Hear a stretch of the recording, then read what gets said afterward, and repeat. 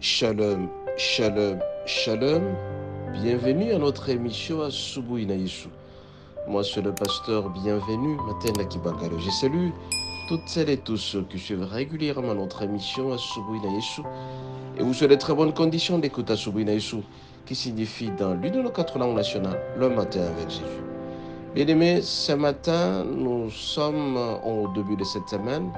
Et chaque début de semaine, bien-aimés, nous présentons les différentes devises de notre émission à Asubuhi na Yesu. La première devise, bien-aimée, c'est investir dans l'œuvre de Dieu.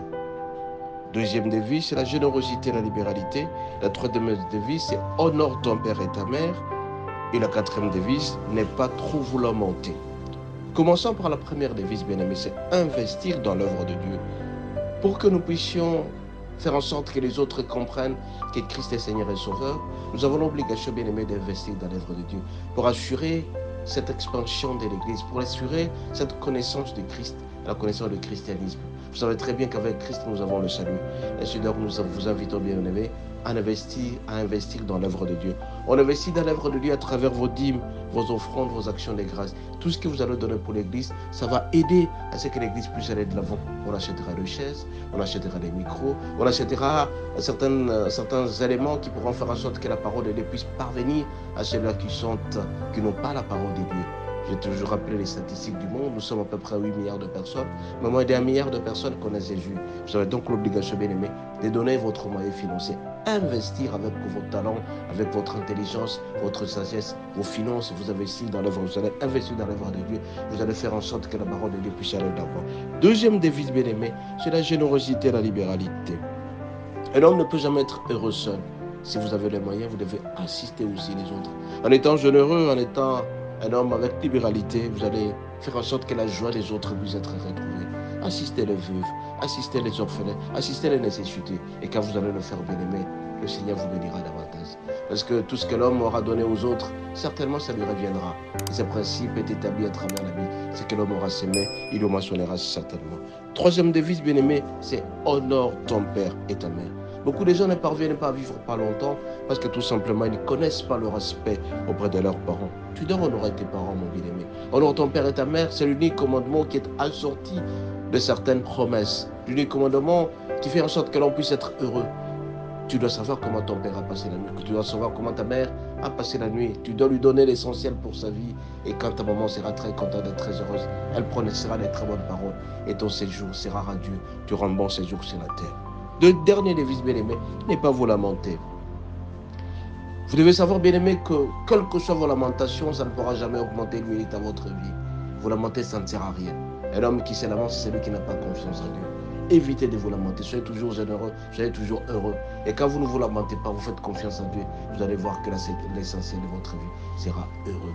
Ne vous tourmentez donc pas, mais faites confiance au Seigneur. Ce matin, bien-aimé, notre thème s'intitule « Avoir confiance en Dieu ». Avoir confiance en Dieu. Et si donc, bien aimé, nous allons nous servir du passage suivant, Hébreux 11, du 1er jusqu'au 3e verset. Il est dit ceci, nous disons au nom de Jésus. Or, la foi est une ferme assurance des choses qu'on espère, une démonstration de celles qu'on ne voit pas. Pour l'avoir possédé, les anciens ont obtenu un témoignage favorable. C'est par la foi que nous reconnaissons que le monde a été formé par la parole de Dieu, en sorte qu'on ne voit pas s'il n'a pas été des choses valides. Mais vous devez avoir confiance. Avoir confiance en Dieu, ça veut dire quoi?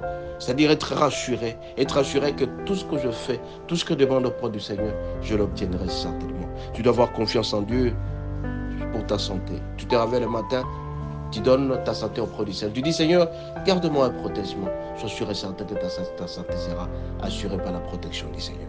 Pour ton travail, remets ton travail entre les mains du Seigneur. Fais confiance en Dieu, il protégera ton travail. Si jamais tu les cherches, tu cherches ton travail, il te l'accordera. Donc, fais confiance en ton travail. Et quand tu fais confiance en Dieu, mon bien-aimé, tu vas voir que le Seigneur t'assistera à tout et pour tout. C'est cette confiance, cette foi-là, cette assurance des choses que tu espères en Dieu. Et le Seigneur va te démontrer que tu les obtiendras certainement. Fais confiance à ta famille. Bien-aimé, tant de fois dans la famille, il y a de petits couacs, de petites querelles. Mais si jamais tu réveilles ta famille, ton épouse, tes enfants, ou ton mari, tes frères et sœurs, tu vas voir que le Seigneur prendra soin de toi. Raison pour laquelle ce matin, fais confiance en Dieu. Sois rassuré que le Seigneur protégera ta famille pour le frais scolaire, pour le loyer, pour ce que tu vas manger. Parce que la parole de Dieu ne te tourmente pas pour ce que tu vas boire. Tu vas manger, tu vas te vêtir, mais fais confiance en lui. Nous avons confiance totale au Seigneur. Bien-aimés, remettez votre famille entre les centres mains du Seigneur. Il va assurer sa sécurité, il va vous protéger, il protégera votre famille et vous serez. Remettez aussi votre église entre les saintes mains. Ton église entre les saintes mains. L'assurance et la confiance en Dieu. Quand tu vas faire, mon bien-aimé, tu seras un honorable.